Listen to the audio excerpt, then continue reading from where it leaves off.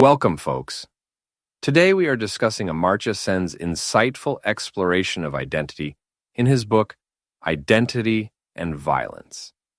We'll delve into the complexities of plural identities, the limitations of reductionist approaches, and the crucial role of choice in shaping our sense of self. That sounds fascinating. To start, could you summarize Sen's main critique of how identity is often treated in social and economic analysis? Certainly. Sen identifies two major flaws: identity disregard and singular affiliation. Identity disregard ignores the influence of group identity on our values and behavior, essentially treating individuals as purely self-interested actors.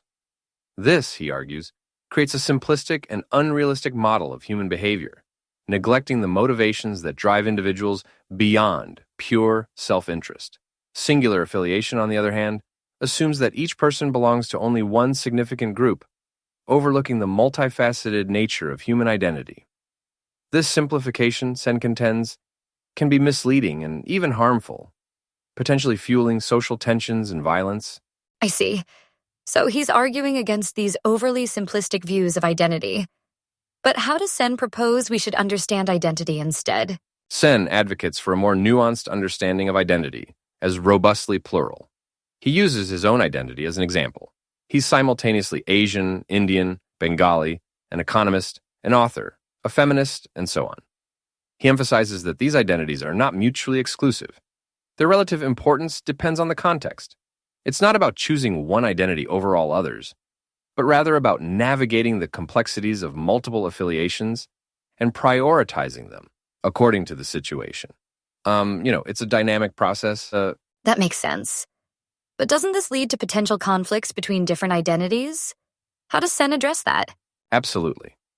Sen acknowledges the potential for conflict between competing identities, whether they are contrasting, like different nationalities, or non-contrasting, like profession and religion. He argues that individuals must engage in reasoning and choice to determine the relative importance of these identities in specific contexts. It's not about denying one identity to prioritize another, but about making reasoned judgments based on the situation at hand. For example, being a vegetarian might be more important at a dinner party than being a linguist. But the opposite could be true at a linguistics conference. Interesting, isn't it? It is. So, choice is central to Sen's perspective. But how does this relate to the communitarian view, which often emphasizes the discovery rather than the choice of identity? That's a key point of contention. Sen challenges the communitarian view, which often suggests that our identity is primarily determined by our community and culture, something we discover rather than choose. He argues that while our background undoubtedly influences our perspectives, it doesn't preclude choice.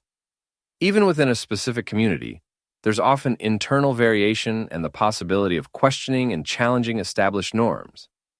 Sen uses examples like Derek Walcott's struggle with his African heritage and his love for the English language to illustrate this point. Walcott doesn't simply discover his identity.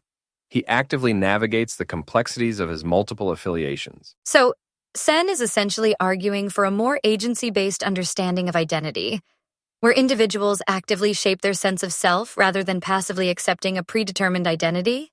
Precisely. He emphasizes the role of reasoning and scrutiny in both identifying and prioritizing our various affiliations. While acknowledging the constraints imposed by social context and feasibility, Sen insists that individuals retain significant freedom in choosing which identities to emphasize and how to balance competing loyalties. He uses the example of his wife's father, who chose to join the Italian resistance over his academic career during Mussolini's regime, to highlight the momentous choices individuals can make, even under duress. It's a powerful argument for the active role we play in shaping our own identities. This is a really compelling perspective. It seems to offer a more realistic and empowering way of understanding identity than the reductionist approaches Sen critiques. Thank you for summarizing this complex topic so clearly. You're welcome. It's a rich and multifaceted topic, and Sen's work provides a valuable framework for understanding the complexities of identity in a globalized world. Thanks for listening, everyone. Have a great day.